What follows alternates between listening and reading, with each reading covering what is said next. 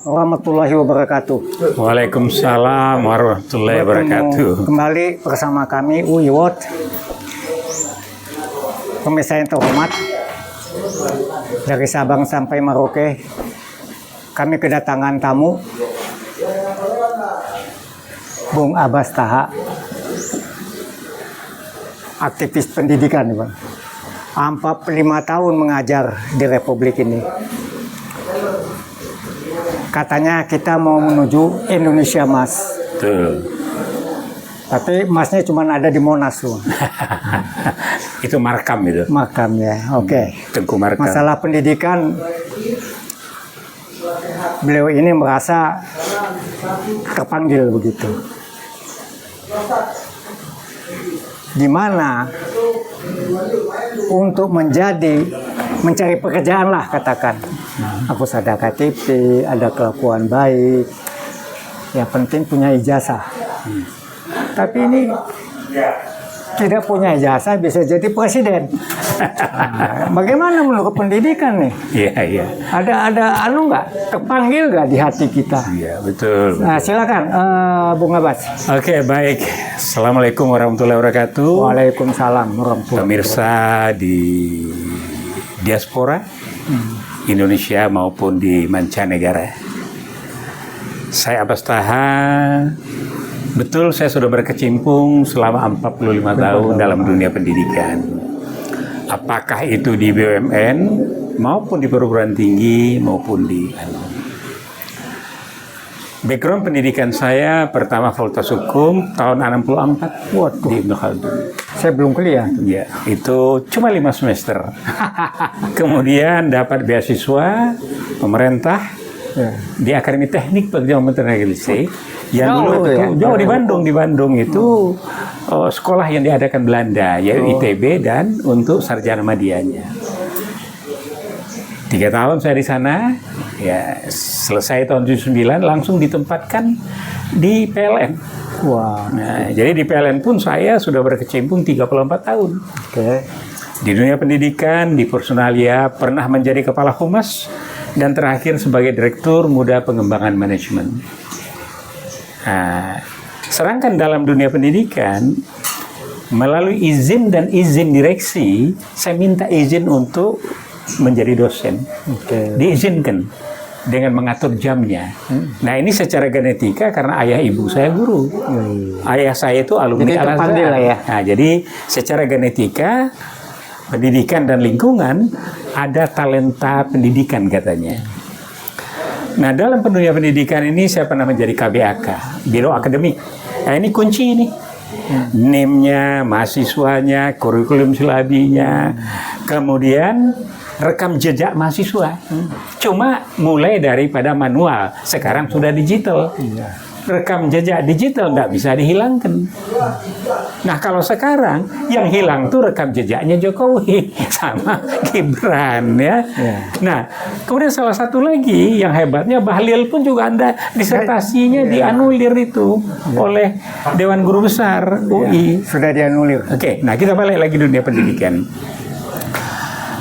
Jadi era pendidikan sebelum penjajahan itu sedemikian rupa melahirkan mereka itu pejuang pergerakan, melahirkan nasionalisme, melahirkan jiwa bela negara.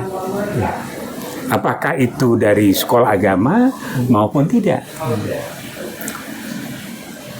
Nah, kita mengenal Milo, mengenal TH Delft Bandung, mengenal Pertanian Bogor, melalui UGM yang dibangun oleh salah satu presiden RI tapi yang tidak disebut, yaitu siapa coba?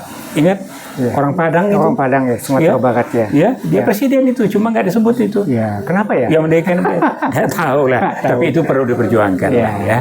Jadi dia presiden RI waktu RIS, ya. Saya sebagai orang Minang terpanggil tuh. Ya, itu saya berusaha akan memperjuangkan lah, entah gimana caranya. Nah, pendidikan ini paling tidak ada 5 variabel, Pak. Ya, Pak Uyung.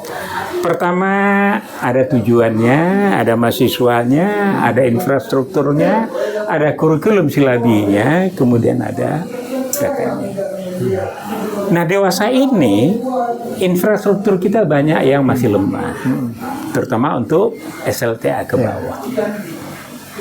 Kalau perguruan tinggi banyak, swasta pun kuat, terutama Muhammadiyah. Ya. Nah kemudian guru sekarang pemerintah tidak kuat mengangkat, sehingga ada guru honorer. Nah berkembang sekarang guru honorer mau di stop. What's going on, kata orang Jerman. Tapi saya baca kemarin mau ditetapkan sebagai pegawai tetap. Nah Tapi ini itu apa viralnya isunya, Pak? masih subject to discuss. Oke. Nah jadi variabel ini tadi, ini kurikulum silabi udah dirusak lama ini. Diintervensi melalui ya negara-negara sekuler liberal Amerika, diintervensi dari dunia timur China. Ya.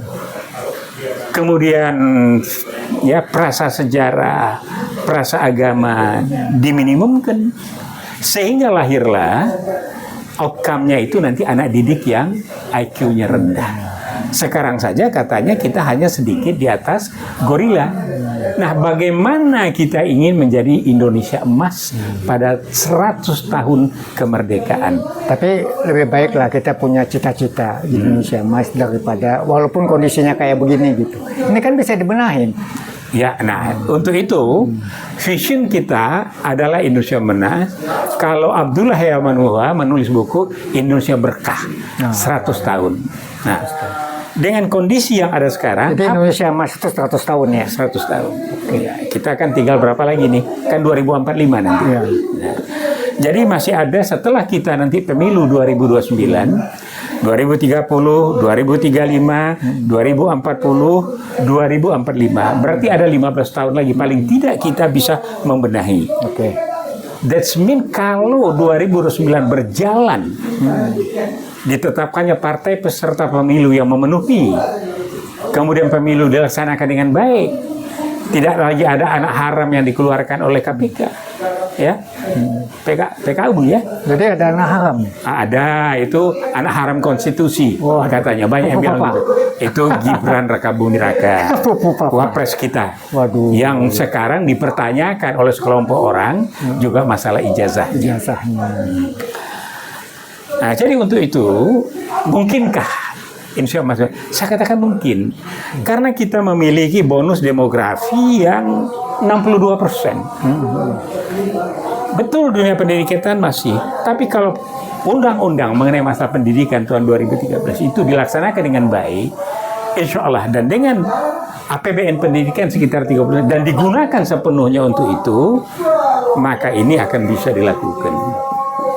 Ya, nah, jadi anggaran jangan diganggu, program diperbaiki, tenaga pendidik diperkuat, manajemen dibenahi. Karena apa? Tempo dulu pun sekolah-sekolah non pemerintah melahirkan pejuang-pejuang seperti Islamic College, ya, sekolah-sekolah dari Gontor dan Tebu Ireng, Training College Sumatera, Islamic College in Kayu Tanam, ya, melahirkan pendidikan baik di Sumatera Utara. Juga ada Al-Ittihadiyah, begitu.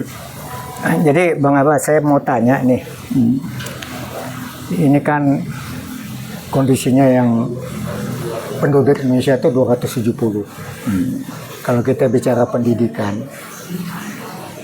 bagaimana caranya supaya kita berkualitas, walaupun IQ-nya masih di atas gorila sedikit, mungkin nggak itu terjadi? Ya, saya katakan mungkin sekali. Pertama apa?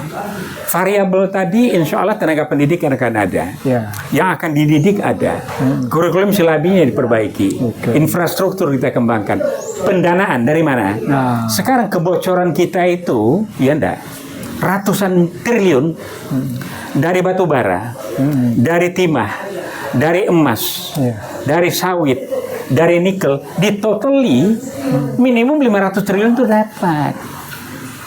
Taruhlah sebagian dipakai MBG karena ini program dari Prabowo. Oke, why not? Tapi MBG-nya harus diperbaiki secara benar seperti yang dilakukan di Tiongkok, seperti yang dilakukan di Eropa. Itu cita-citanya Prabowo. Cita-cita, tapi dalam realisasinya harus dengan anggaran yang disiapkan. Ambil itu daripada koruptor-koruptor itu dikumpul, insya Allah ini akan bisa kita lakukan. Tetapi yang pokok sekarang adalah benahi konstitusi kita, harus dilaksanakan, law enforcement dijalankan, kemudian hukum ditegakkan. Karena apa?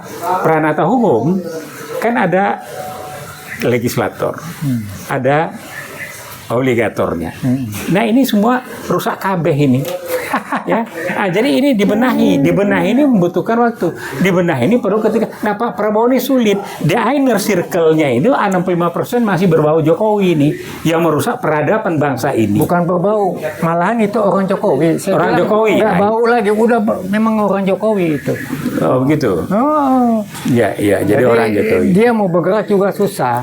Ini yang saya, teman-teman lah, kalau kita bicara Prabowo harus berani. Suka nggak suka, ya dia harus berani mengambil sikap. Dia mau bela rakyat, apa mau bela orangnya Prabowo. Oke. Jadi kalau menurut saya dia harus bela dirinya. Oh, karena apa? Karena kakeknya, ayahnya mempunyai legacy yang luar biasa di Indonesia ini. Saya baru saja April yang lalu itu mampir di makam pahlawan yang namanya Sumitro, ya. Nah, pamannya Subianto itu yang gugur bersama Daan Mogot. Dulu dia sekolah kedokteran, pindah ke sekolah tinggi Islam milik Masyumi di Menteng. Kemudian dia menjadi pejuang termuda waktu Sumpah Pemuda. Nah, legacy keluarganya harus dia jaga dong. Masa dia akan rusak? Enggak lah. Dan saya yakin itu. Itu hope kita pada Prabowo. Jadi dia harus berani bersih. Nah, itu yang kita harapkan. Nah, ya. Seperti hope-nya juga dari Amin Rais yang kemarin itu mengeluarkan statement ya.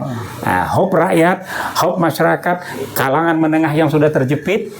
Konglomerat yang makin gila, pengkhianat makin merajalela, bersih-bersih harus dilakukan. Oke, ada ini tentang bersih-bersih.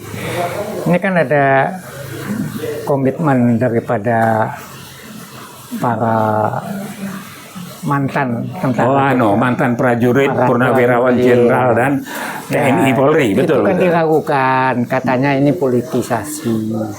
Mereka karena ada 8 poin yang diharapkan. Padahal kan mereka berjuang selama ini, mereka waktu masih aktif juga nggak ada dihukum, nggak ada bertentangan dengan perjuangan, kan malah membela negara ya.